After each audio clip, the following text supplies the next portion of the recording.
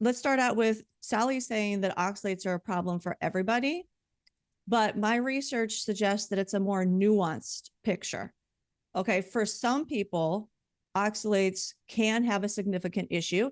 There's a genetic predisposition, is what there's, if you believe in, the gene concept, that there's maybe somewhere between 10, 20, 30% of people who may have this genetic predisposition to be more sensitive to oxalates.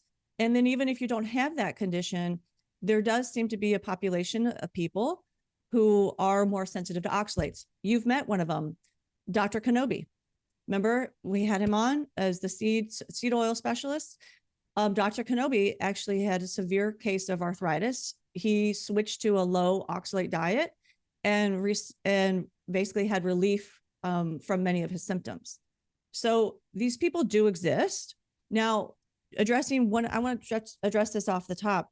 There's questions that came in about how this sounds like really reductionist thinking. And this came from Fernando, which I really appreciated his email. He put a lot of thought into this, researched a lot of things. And I will agree, all of this is reductionist thinking, right? That's science. That's what we do in science. It's even the scientific method is reductionist thinking. So from the start, I do want to say that maybe it's not oxalates. Maybe it's something else that's in those groupings of plants. Scientists have isolated oxalates in plants, and they have isolated oxalates as coming from the body, for instance, in the urine and in things like kidney stones and other crystal stone formations that can actually occur throughout the entire body. So oxalate crystals, or what we call like the oxalate stones, have actually been found throughout practically every single tissue in the body. So we do know that a structure that we're calling oxalate does exist in some kind of form in the human body as well as in plants. Now, it could be a coincidence that all of these plants that's on this low oxalate or high oxalate list, maybe they have something else in common. Maybe it's not the oxalates that's causing the problem. Maybe it's something else that we don't know of that's causing it. Maybe it's fiber, right? We talked about that. Like, we don't know. There's so much that we don't know in science. And the reductionist thinking is not the way that you're going to solve these problems, but that's what science does. Yeah, so, and the problem is that science is limited to what we can see. That's right. What we can measure. And that's a limitation of science. And everybody, I mean, our culture, wow, seeing it, on a rant here, our culture worships it as this new religion of science, as if it's got an answer for everything. We'll do it in another podcast. I'll do some highlights from our Stockman Grass Farmer gathering that we just had. But man, the number of speakers who said what we don't see is actually more real and functional than what we do see. And they said it about the soil. They said it about, plant communities, microbes, all sorts of things. And so we need to go into these things. That's how we need to go beyond labels. I mean, science wants us to label everything. Put it here. Here's the shelf. Here's the cat. Here's the cubby hole. Stick it in here. Stick it in here. Stick it in there. And the way life works, it's not a neat cubby hole. And so that's why we're beyond labels. Yeah. Oh, I love that. A little plug for us. Yes. And you're exactly right. This is another example of how you have to go beyond the labels. You actually have to go beyond the science here, modern science, the limitations of modern science. But this is how we approach compounds in science. This is how we approach these dilemmas. And, in large part, the society demands it. So when you go to a medical doctor and you're trying to get them to tell you what's wrong with you, you are demanding a label, right? You are demanding the reductionist thinking of the way that those medical doctors are trained. So I completely agree with you, Fernando. This all is totally reductionist thinking.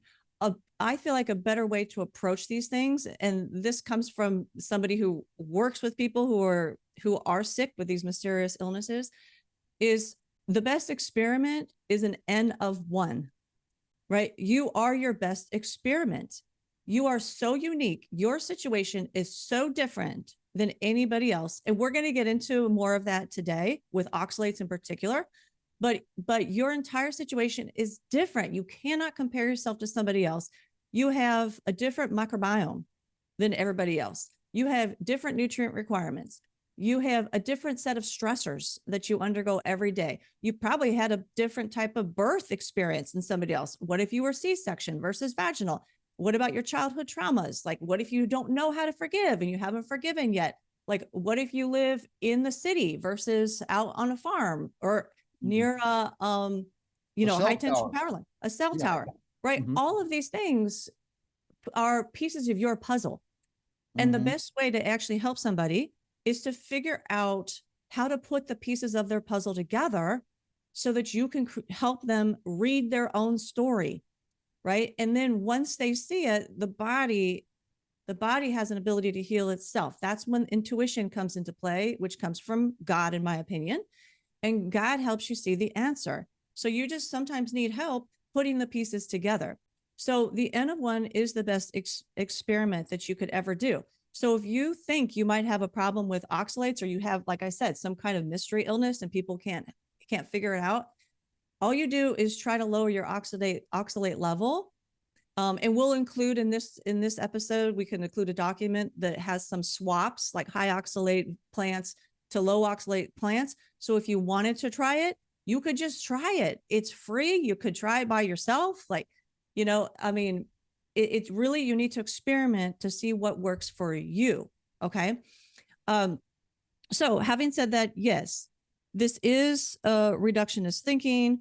Another question was about how Sally seems to believe all plants are poison.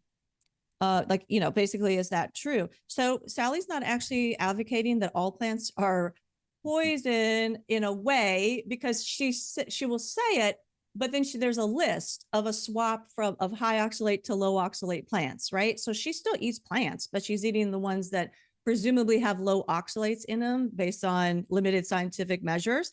So I'm not sure.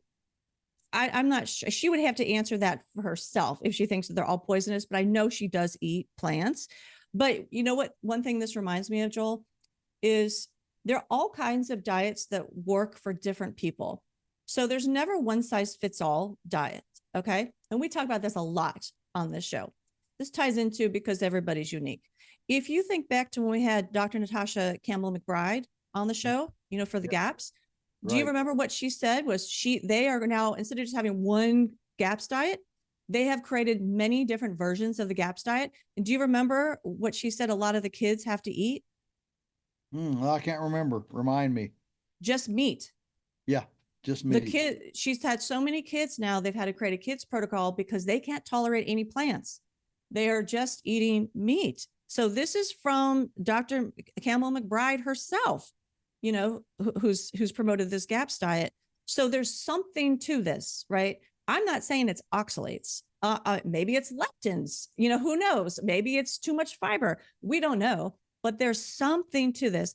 The Lion's diet, the carnivore diet, which you and I have talked about before, there's no plants on that one. Yeah. And some people are healing from it. Maybe Absolutely. Part of it's the oxalates. I don't know, but I frankly don't care what compound it is specifically, because if you think of the person as an individual and they're an N of 1, it actually doesn't matter what the specific compound is, because you're just trying to figure out what that person's puzzle is. The person who's sick doesn't care if it's oxalates or if it's gluten. They just want an answer. It doesn't matter what the bottom line individual chemical is, because that may not even be a real chemical. It may be a chemical precipitate from the process of, the laboratory bench work that we do. So anyway, my point is there's all kinds of diets. If you're trying to tease out the actual component of each diet that is reductionist thinking, I would just experiment on myself to see what works best for you. Friends, want to dive deeper into our thought-provoking conversations? Become part of the Beyond Labels family today by joining below. For any gift amount, you'll get access to the full, uncut episodes.